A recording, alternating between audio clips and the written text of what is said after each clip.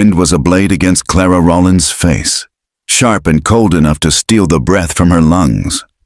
It whipped her black morning dress against her legs as she pushed the last shovelful of frozen earth onto the mound. The ground was stubborn, fighting the shovel with every push, just as it had fought to take her husband. Now it had him. James was gone, buried beneath a thin blanket of dirt that would soon be covered in snow.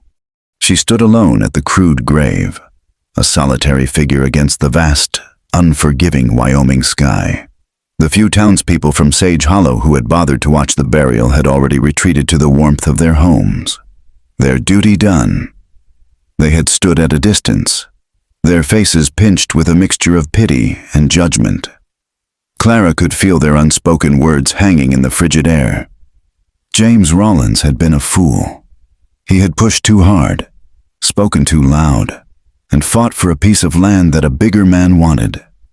He had brought this trouble on himself, and by extension, on his wife.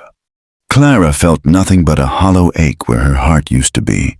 The grief was a physical weight, pressing down on her shoulders, making it hard to stand. She and James had come west with dreams of a life built with their own hands, a life of freedom and promise. They had poured every cent and every drop of sweat into their small homestead, a patch of dirt that was now marked by a shallow grave. He had died defending it in a spray of gunfire that still echoed in her nightmares. Now she was a widow at 24, with no money, no family, and no one to turn to. Returning to the small, two-room cabin felt like walking into another grave. The silence was deafening. Every object held a memory of James, his worn hat hanging on a peg by the door, his half-finished cup of coffee still on the table, the scent of his tobacco lingering faintly in the air. The cold had seeped through the chinks in the logs, and the fire in the hearth had long since died. She was too tired, too empty, to even think of rekindling it.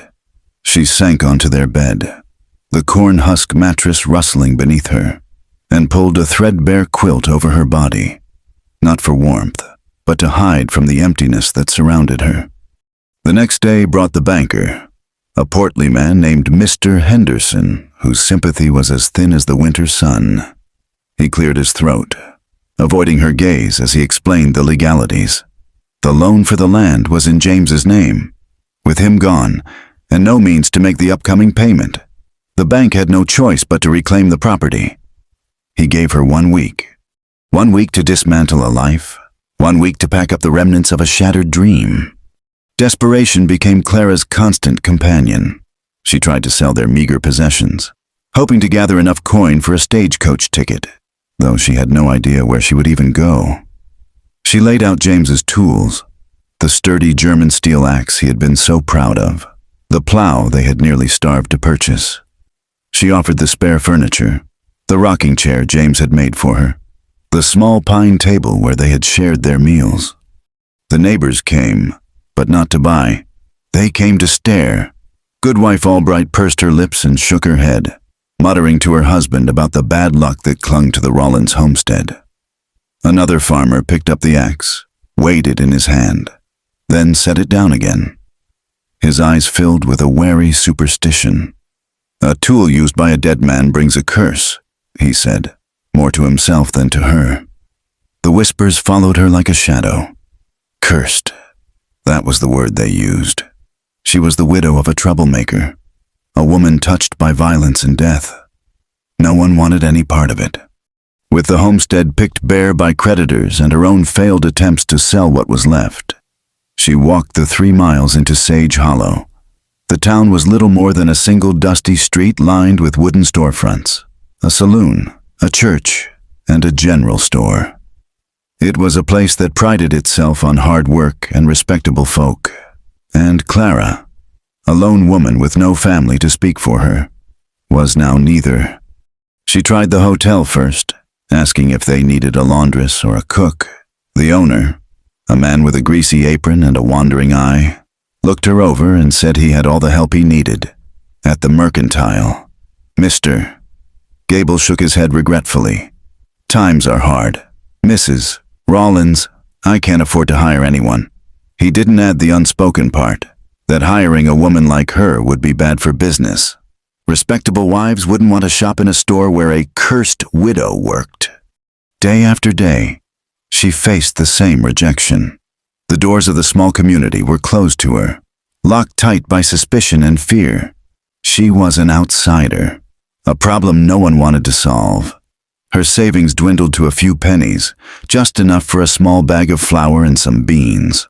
Hunger became a dull, constant ache in her belly. It was on her last day. As the sun began to set, casting long, cold shadows across the street, that Silas Croft approached her. He was the wealthiest man in the county, a rancher with a sprawling empire and a reputation for getting whatever he wanted. He was an older man, his face a roadmap of wrinkles and his belly straining against the buttons of his fine wool coat. He tipped his hat, a gesture that felt more like a claim than a courtesy. Mrs. Rollins," he said, his voice smooth and low. "I heard about your troubles. A tragedy. A real tragedy." Clara clutched her worn shawl tighter around her shoulders. "Thank you for your concern, Mr. Croft." "A woman like you shouldn't be left to fend for herself," he continued, his eyes lingering on her face, her slender frame. "It's not right. This is a hard country for a woman alone." She knew what was coming. She had seen the way men like him looked at women like her, women with no one to protect them. They saw weakness, an opportunity. "I can offer you a solution," he said, stepping closer. The smell of whiskey and cigars clung to him. "I have a large house, plenty of work for a woman's hands. You would have a roof over your head, food in your belly, protection." The word hung in the air between them, heavy and ugly. Protection. He wasn't offering a job. He was offering a gilded cage. She would be his property, expected to warm his bed and submit to his whims in exchange for survival. The thought made her stomach churn with a sickness far worse than hunger. She looked him straight in the eye, her own gaze clear and cold as ice. "I am not for sale, Mr. Croft." His smile faltered, replaced by a flicker of irritation. "You mistake my generosity for something else. Girl, it's a kind offer, the only one you're like to get. Think on it. When you're starving in a ditch, my offer might look a lot better." He turned and walked away, leaving her shivering in the growing twilight, the weight of his threat settling upon her. That night, she made her decision. If the world of men and towns had cast her out, she would seek her chances elsewhere. The mountains loomed to the west, a jagged line of purple and gray against the horizon. They were wild, dangerous, home to wolves and winter storms, but they were also a place of solitude, a place where the whispers of Sage Hollow could not reach her. She packed what little she had left, a thick wool blanket, the small bag of dried beans, a tin cup, and a water skin. Lastly, she took James's revolver from the wooden box beneath their bed. The Colt Peacemaker was heavy in her hand, cold and deadly. James had taught her how to shoot, to load the cylinder and sight down the barrel. "Just in case," he had said. She had never fired it at anything but an empty can. Now, it felt like the only friend she had left in the world. She saddled her horse, Daisy, a gentle mare with a coat the color of honey. The horse was all she had of value, and she knew she should have sold her, but she couldn't bear the thought. Daisy was a link to the life she had lost, a living, breathing creature in a world that had become cold and silent. Clara did not look back at the cabin or the grave as she rode away. She fixed her eyes on the rising slopes of the mountains, her jaw set with a grim determination. She would survive. She had to. It was the only way to honor the man who had died for this land. The first day of travel was bearable. The air was crisp, and the sun offered a weak, watery warmth. But as she climbed higher, the landscape grew more rugged, the trees thicker, the trail harder to follow. The wind began to bite, carrying the scent of snow. By the second afternoon, the sky had turned a leaden gray. The first flakes began to fall, soft and delicate at first, then harder, thicker. driven by a rising wind. A sense of dread began to creep into Clara's heart. She was a prairie girl. She knew the danger of a sudden blizzard. She urged Daisy onward, searching desperately for some kind of shelter, a cave, an overhanging rock, anything to shield them from the storm's fury. The world dissolved into a swirling vortex of white. The snow came down in a blinding sheet, erasing the trail, the trees, the very shape of the land. The wind howled like a hungry animal, tearing at her clothes and stinging her exposed skin. Daisy whinnied in fear, stumbling on the uneven, snow-covered ground. Clara could no longer feel her fingers or her toes. The cold was a deep, seeping thing, leaching the strength from her bones. She dismounted, hoping to lead the horse, but every step was a struggle against the wind and the deepening drifts. Her body screamed with exhaustion. She fell once, then twice, the snow a deceptively soft blanket that invited her to simply lie down and rest. The thought was tempting, a siren's call to sleep, to let the cold take her and end the pain. But the image of James's face, smiling and full of hope, flashed in her mind. She could not give up. She pushed herself to her feet one last time, taking a few more stumbling steps before her legs finally gave out. She collapsed into a snowdrift, the world spinning around her. The last thing she saw before the darkness took her was the vague, dark shape of something man-made through the blizzard. A structure, a cabin perhaps, or maybe it was just a trick of the dying light. A final, cruel mirage. Then there was only the cold and the silence. Warmth was the first thing she registered, a deep, penetrating warmth that seemed to be pulling her back from a great, cold distance. Then came the scent of wood smoke and roasting meat, a smell so rich and savory it made her empty stomach clench. She felt the heavy weight of a fur blanket over her, rough and smelling of pine and animal. Clara's eyelids fluttered open. The light was dim, flickering. She was lying on a pallet of straw and furs near a large stone fireplace where a low fire crackled and hissed. The room was small, the walls built of rough-hewn logs chinked with mud. A simple table and 2 chairs stood in the center. The walls were adorned not with pictures or decorations, but with tools of survival: hunting rifles mounted on wooden pegs, snowshoes, and a collection of steel traps hanging from a nail. Her gaze traveled from the rifles to the figure sitting in one of the chairs by the fire. A man. He was staring into the flames, his back partially to her. He was broad-shouldered, dressed in buckskin and worn denim. His hair was dark and shaggy, touching the collar of his shirt. He seemed perfectly still, a part of the quiet, rustic cabin itself. A small cough escaped her lips, dry and raw. The man turned his head slowly. His face was all angles and shadows in the firelight. It was a hard face, weathered by sun and wind, with lines etched around his eyes and mouth that spoke of a difficult life. A dark, untrimmed beard covered his jaw, but it was his eyes that held her. They were a pale, startling blue, and they watched her with an unnerving intensity, guarded and unreadable. There was no welcome in them. No curiosity, only a flat, neutral assessment. He rose from his chair. He was tall, taller than James had been, and he moved with a quiet, deliberate grace that seemed at odds with his rugged appearance. He walked to the hearth, ladled some broth from a pot hanging over the fire into a wooden bowl, and brought it to her. He knelt beside her pallet, not too close, and held it out. "Drink," he said. His voice was a low rumble, rough like gravel. Clara pushed herself up on her elbows, her body aching and weak.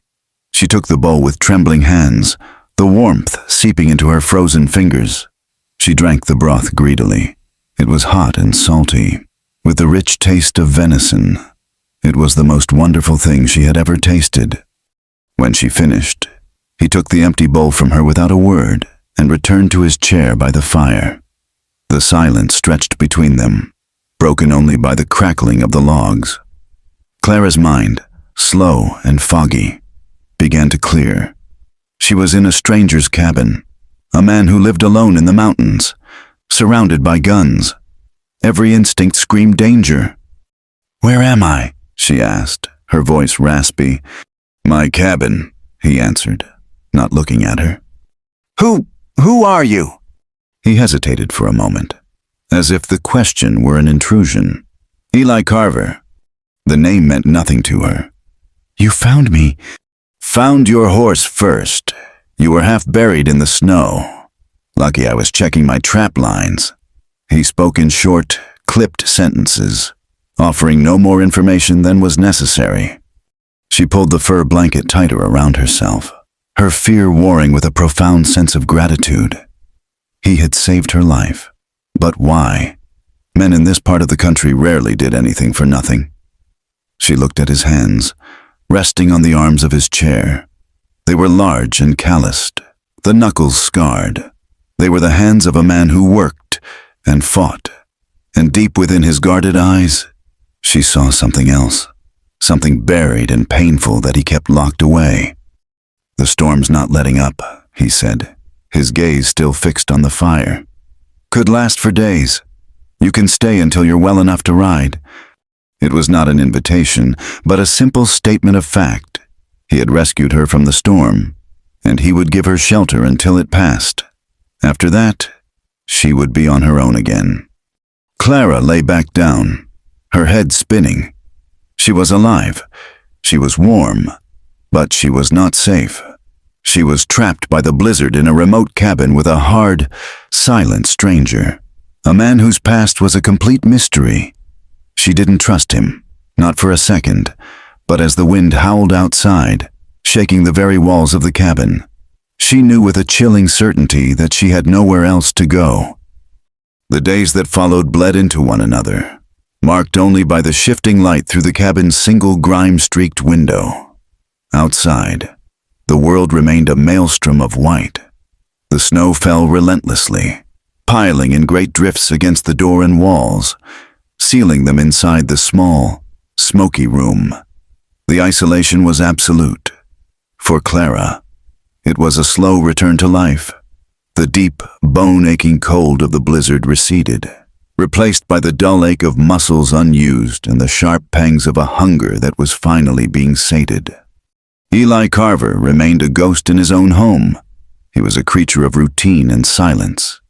Each morning, before the sun had fully risen, he would be up, stoking the fire until it roared back to life. His movements economical and quiet. He would leave a plate of fried salt pork and a tin cup of bitter coffee on the hearth for her before pulling on his heavy winter coat and snowshoes and disappearing into the white wilderness.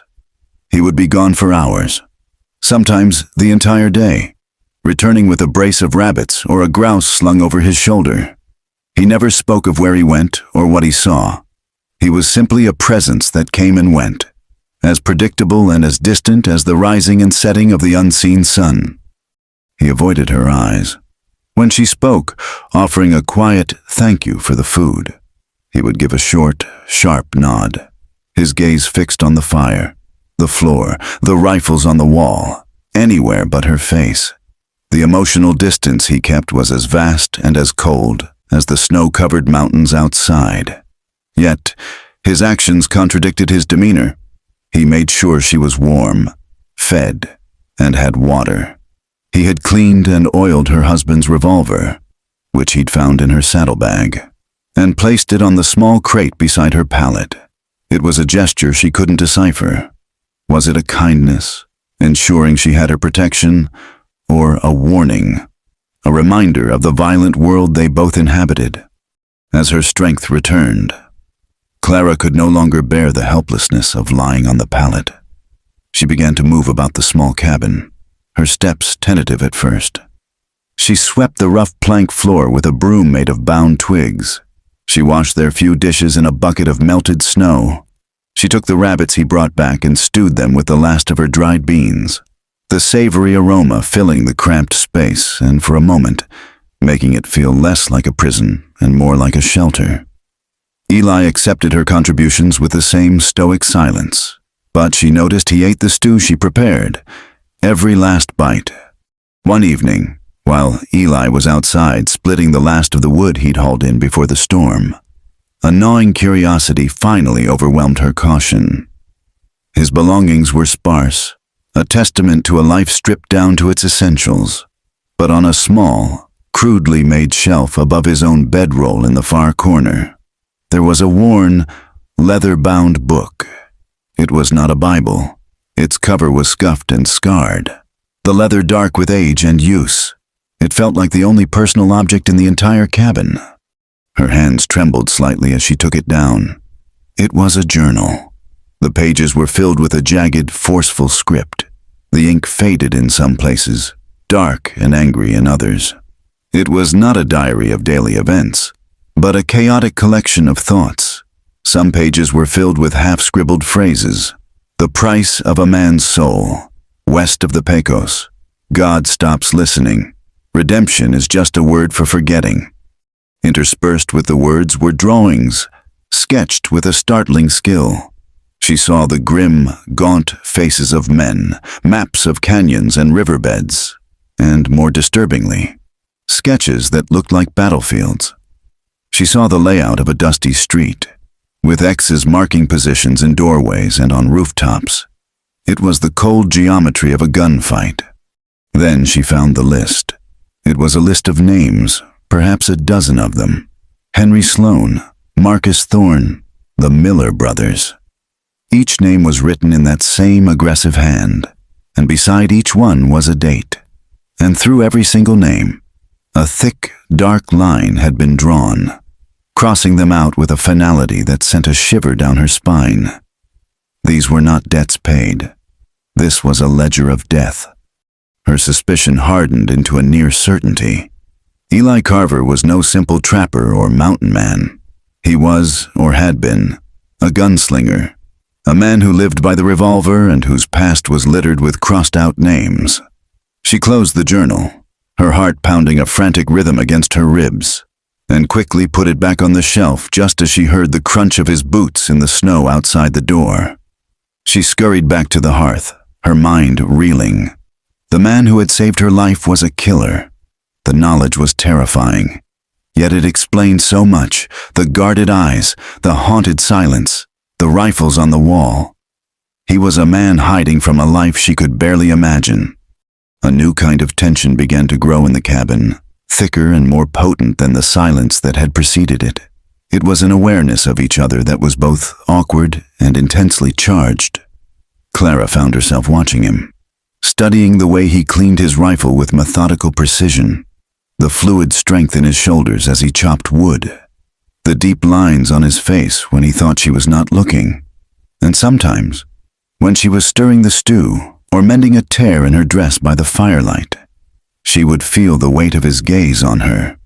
When she looked up, he would immediately turn away, his expression unreadable, but she had seen it. He was watching her, too.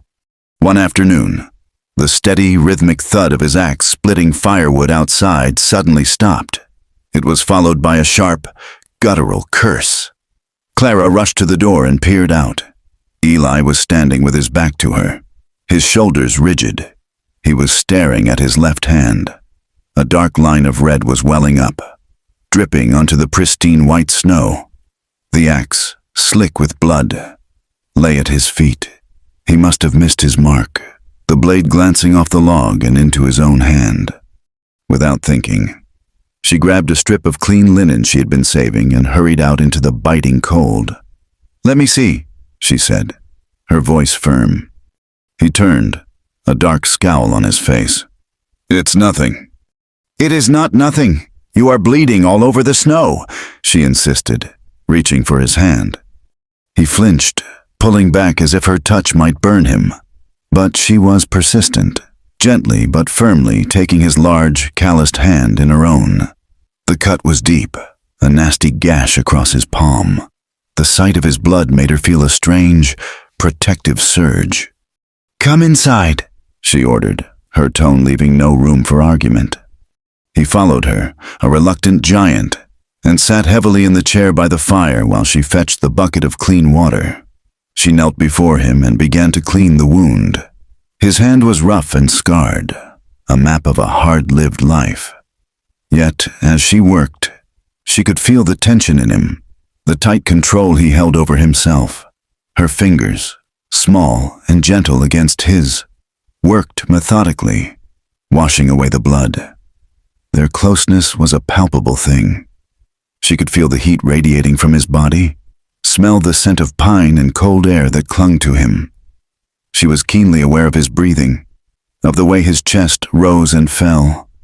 She wrapped the linen tightly around his palm, her head bowed to her task. When she finished, she tied the knot and her fingers lingered for a second too long on his wrist. She looked up, and for the first time, he did not look away.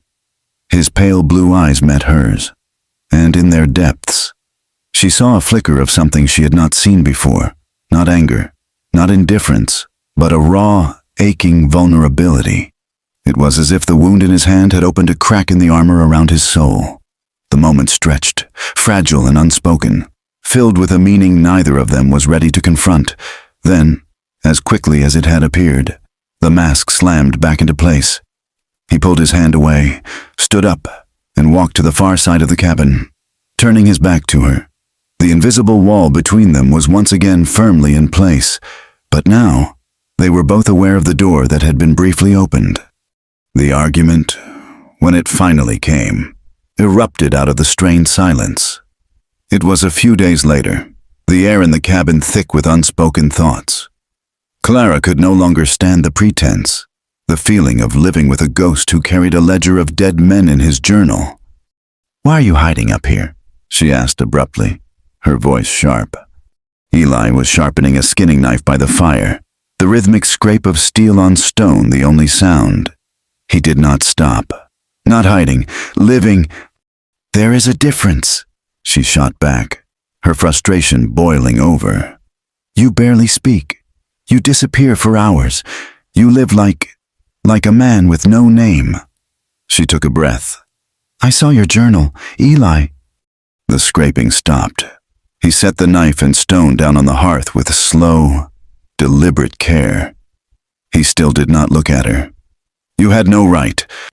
And you had no right to leave me wondering if the man who saved my life might also be the man who ends it." The words were out before she could stop them, harsher than she intended. He finally turned to face her, his eyes blazing with a cold fire. "If I wanted you dead, woman, you would have been dead in the snow. Do you think I would have hauled you back here, fed you, kept you warm, if I meant you any harm?" "Then what do you mean? Who are those men on your list? What did you do?" His face hardened into a mask of stone. "That is my business. It has nothing to do with you." He stood up, towering over her. "You know nothing about the world. You come from your safe little life, with your husband and your home, and you think you understand things. You do not." The mention of her husband, of the life that had been torn from her, was like a slap. "My safe little life? My husband was shot down in the dirt over a piece of land. I buried him myself. I was cast out by my town and left to starve. Do not you dare speak to me of what I know." Tears of anger and grief welled in her eyes. "Whatever you are running from, it cannot be worse than what I have already lost." His anger seemed to drain away, replaced by something else, something that looked almost like fear. The fire in his eyes softened, and he looked away, his jaw tight. "Yes," he said, his voice a low, rough whisper. "It can—" He turned his back on her again, ending the conversation. He had not been cruel. His anger had been a shield, a desperate attempt to push her away, to keep his past buried. She understood then that his solitude was not a preference, it was a penance. A fragile truce settled between them in the days after the argument. The air was clearer, the questions unasked but understood. Clara began to help him in more meaningful ways. The storm had damaged the cabin, shaking loose some of the chinking between the logs. Together, they mixed mud and dried grass, and she handed him clumps of the mixture as he stood on a crate, forcing it into the gaps. They worked in a comfortable, silent rhythm, their hands and bodies moving in a strange, unspoken partnership. The shared, simple task of repairing his shelter began to repair the breach between them. In the quiet companionship of their work, Clara found a small, warming comfort. The isolation of the mountains no longer felt like a prison. It was becoming a sanctuary, a world that contained only the two of them. One evening, as darkness fell, a new sound pierced the steady moan of the wind. It was a long, mournful howl, rising and falling in the distance, closer than she had ever heard it before. A wolf. The sound was primal, lonely, and filled with a wild hunger that spoke of the unforgiving nature of the world outside their door.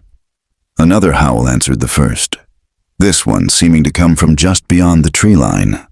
A tremor of pure, animal fear shot through Clara. She was a woman of the plains, where the dangers were vast but visible. The mountains held different fears, older and more hidden. She looked at Eli. He was sitting by the fire, cleaning his pistol, seemingly unperturbed. But she saw the way his hands had stilled, the way his head was cocked, listening. The wolf howled again, a chilling cry that sounded as if it were right outside the cabin wall. Despite the warmth from the fire, a cold dread washed over Clara.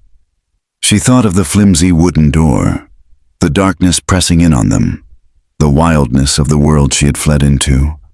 All the loss, the fear, the desperation of the past weeks coalesced into a single, overwhelming feeling of being utterly alone and vulnerable. She looked at her own cold, empty pallet on one side of the hearth. Then she looked at Eli, a formidable silhouette against the flickering flames. He was a man of violence and secrets, a man she should fear. But in that moment, he was also strength. He was a wall against the terrifying darkness. The silence in the cabin was his. The warmth from the fire was his. The very air she breathed was his. He was survival. Slowly, trembling, she stood up from her pallet. She crossed the small space between them and, without a word, she slipped into his bedroll beside him, pulling the thick fur up to her chin. Eli froze. Every muscle in his body went rigid. He did not look at her, did not move. He just sat there, his pistol still in his hand, staring into the fire as if he had been turned to stone. The tension in the air was so thick she could barely breathe. She expected him to push her away, to curse her, to demand what she was doing, but he said nothing. He simply sat there, a statue of conflicted stillness. The wolf howled again, its cry a raw and lonely sound that mirrored the ache in her own heart. The fear and the cold and the desperate need for another human soul to hold on to in the vast, terrifying darkness overwhelmed her pride. She pressed closer to the warmth of his body. Her voice was a ragged whisper, barely audible above the crackling fire and the howling wind. "Don't stop," she breathed, the words a plea torn from the deepest part of her. "I need this." He did not answer. He did not speak again for the rest of the night. But after a long, long moment, he slowly, carefully, set the pistol down on the hearth. He shifted his weight and lay down beside her, his back to her, still not touching. Then, as another howl ripped through the night, she felt his arm move, reaching back and pulling her against him. He held her, his large, warm body, a solid shield against the cold and the fear, and in the silent, desperate darkness of the mountain cabin, he held her until the dawn. That night changed the silence between them. It was no longer a void, an awkward space to be endured, but a shared territory. When Clara awoke the next morning, she was alone in the bedroll, but the indentation of Eli's body was still beside her, and the lingering warmth was a ghost of his presence. He was already outside, the steady ring of his axe against wood a familiar, grounding sound. Nothing was said of the night before, of her fear or his comfort. No words were needed.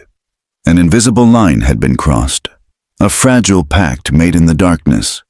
She was no longer just a stray he had taken in. She was a part of the cabin's small, isolated world. The snow continued to fall, a soft, ceaseless curtain that entombed them on the mountain. The drifts piled higher than the window, casting the cabin in a perpetual twilight, lit only by the flickering fire and a single tallow candle. They were cut off, adrift in a sea of white. Their lives shrank to the size of the single room, their existence dictated by the fundamental rhythms of survival. They fell into a routine that was as natural and unspoken as breathing. He would chop the wood, his powerful form a dark shape against the endless snow, the axe rising and falling with a strength that seemed to defy the cold.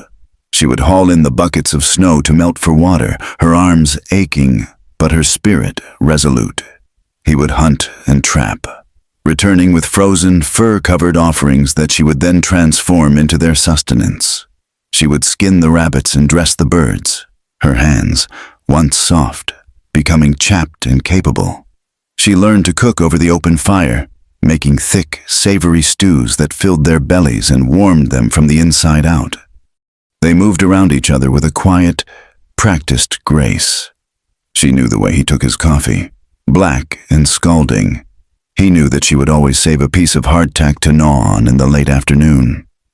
They shared the long silences, but now they were comfortable, punctuated by the small sounds of their life together, the scrape of a spoon against a bowl, the rustle of a fur blanket, the whisper of the flames in the hearth.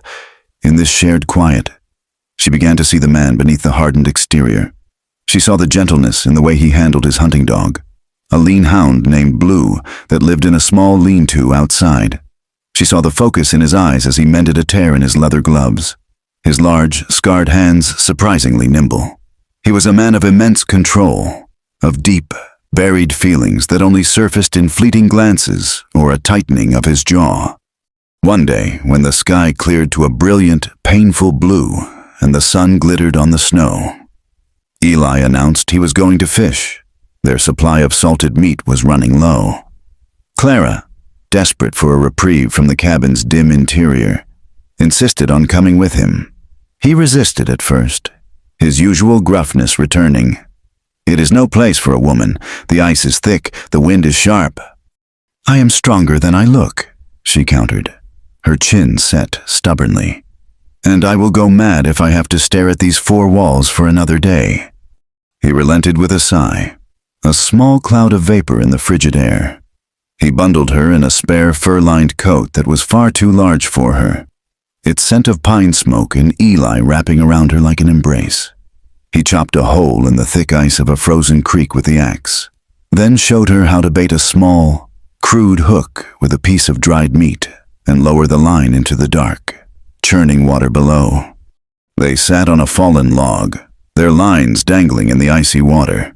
Not speaking, the cold was intense, seeping through their boots and coats, but the sun was bright, the air clean and sharp, and for the first time in what felt like a lifetime, Clara felt a stirring of something other than grief or fear.